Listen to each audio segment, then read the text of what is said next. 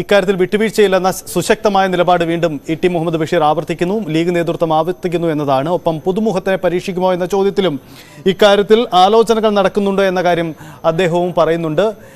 എന്തായാലും വളരെ പ്രധാനപ്പെട്ട ആലോചനകൾ തന്നെയാണ് ലീഗ് നേതൃത്വത്തിൽ നടക്കുന്നത്. അനുമോദ്, ഒരു കാര്യം കൂടി നമുക്ക് അവസാനിപ്പിക്കുന്നതിന് മുമ്പായി ഒരു കാര്യം വ്യക്തമാണ്, ഈ ലീഗ് നേതൃത്വം വിട്ടുവീഴ്ചയ്ക്കില്ലെന്ന് വ്യക്തമാക്കി കഴിഞ്ഞു. മുമ്പ് അനുമോദിനോട് പറഞ്ഞ നിലപാട് തന്നെ ഇ.ടി. ആവർത്തിക്കുന്നു.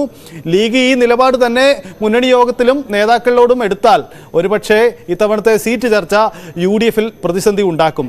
അങ്ങനെ ഉണ്ടാകുമോ? അങ്ങനെ കരുതണോ? തീർച്ചയായും ഞാനിപ്പോഴും കരുതുന്നത് ലീഗ് നേതാക്കളെല്ലാം തന്നെ പരസ്യമായിട്ട് ഇത് കണിശമായിട്ട് വേണമെന്ന് ആവശ്യപ്പെടുമ്പോഴും ഒരു പ്രതിസന്ധി ഉണ്ടാക്കുന്ന തരത്തിലേക്ക്, മുന്നണിയെ ഒരു പ്രതിസന്ധിയിലാക്കുന്ന ഘട്ടത്തിലേക്ക് ഇത് എത്തിക്കില്ല എന്ന് തന്നെയാണ് ഞാൻ കരുതുന്നത്. ഈ ഒരു ആവശ്യം ശക്തമായിട്ട് അവർ എല്ലാ യോഗത്തിലും ഉന്നയിക്കും. അത് രണ്ട് തരത്തിലാണ്: അണികളെ തൃപ്തിപ്പെടുത്തുക, അതിനപ്പുറം ഇത് സീറ്റ് വാങ്ങിയെടുക്കുക എന്ന ആവശ്യത്തിനും കൂടിയാണ്. പക്ഷേ ഇത് ഈ ഒരു സീറ്റ് തന്നില്ലെങ്കിൽ ഞങ്ങൾ മുന്നണി വിടുമെന്ന തരത്തിലേക്ക് പോകാനുള്ള സാധ്യതയൊന്നുമില്ല. അങ്ങനെ ഒരു ഘട്ടം വരുമ്പോൾ അവർ രാജ്യസഭാ സീറ്റിൽ തൃപ്തരാകേണ്ടി വരും. പക്ഷേ മൂന്നാം സീറ്റ് കിട്ടാൻ ഏതറ്റം വരെയും ലീഗ് സമ്മർദ്ദം ചെലുത്തും. അവർക്ക് കഴിയാവുന്ന രീതിയിലെല്ലാം അതിനുള്ള ശ്രമങ്ങളും അവർ നടത്തും.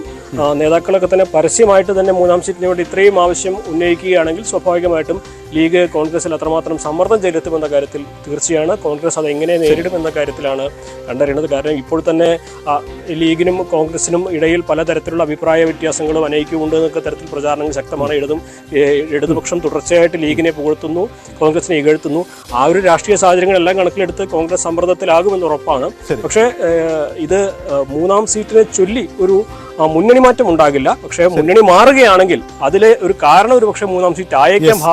കൃത്യമായ നിരീക്ഷണമാണ് അനുമോദ്, അങ്ങനെ തന്നെ ആവാനാണ് സാധ്യത. എന്തായാലും ലീഗ് മൂന്നാം സീറ്റ് ആവശ്യത്തിൽ ഉറച്ചു തന്നെയാണ്. അത് ലീഗ് നേതൃത്വം ആവർത്തിക്കുന്നു. ഇന്ന് അല്പസമയം മുമ്പ് ഇ.ടി. മുഹമ്മദ് ബഷീറും ഇക്കാര്യത്തിൽ വിട്ടുവീഴ്ചയില്ല എന്ന നിലപാടെടുത്തു കഴിഞ്ഞു. അങ്ങനെയെങ്കിൽ UDF-ന്റെ ഈ സീറ്റ് വിഭജന ചർച്ചകളിൽ എന്ത് സംഭവിക്കുമെന്ന പ്രധാനപ്പെട്ട കാര്യമാണ്.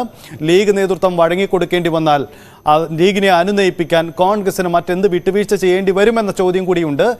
ലീഗ് CPM ബാന്ധവം അതിങ്ങനെ ചർച്ചയാവുന്ന ഘട്ടത്തിലാണ് വീണ്ടും ഈ സീറ്റ് ചർച്ച കോൺഗ്രസിനും ലീഗിനുമിടയിൽ ഒരു വിടവുണ്ടാക്കുമോ വീണ്ടും എന്ന ചോദ്യം കൂടി ഉയരുന്നത്. അതാണ് നമ്മൾ പരിശോധിച്ചത്. അനുമോദടക്കമുള്ള പ്രതിനിധികൾ ഇക്കാര്യത്തിൽ വ്യക്തമായ നിലപാടെടുക്കുകയും ചെയ്തിട്ടുണ്ട്. എന്തായാലും നമ്മൾ ഇനി പരിശോധിക്കുന്നത് കോട്ടയത്തെ സാഹചര്യമാണ്. കോട്ടയത്തെ തെരഞ്ഞെടുപ്പ് ഒരുക്കങ്ങൾ. സംസ്ഥാനത്ത് തെരഞ്ഞെടുപ്പ് ചിത്രം ആദ്യം പൂർത്തിയാവുന്ന ലോക്സഭാ മണ്ഡലമായി കോട്ടയം മാറുന്നു എന്നതാണ് സാഹചര്യം. അവിടെ ഇടതുമുന്നണി സ്ഥാനാർത്ഥി പ്രഖ്യാപനം കഴിഞ്ഞു. ഒപ്പം UDF-ഉം പ്രഖ്യാപനത്തിന് കാത്തു നിൽക്കുകയാണ്. എന്താണ് കോട്ടയത്തിന്റെ ചിത്രം? നമുക്ക് പരിശോധിക്കാം ഇടവേളയ്ക്ക് ശേഷം.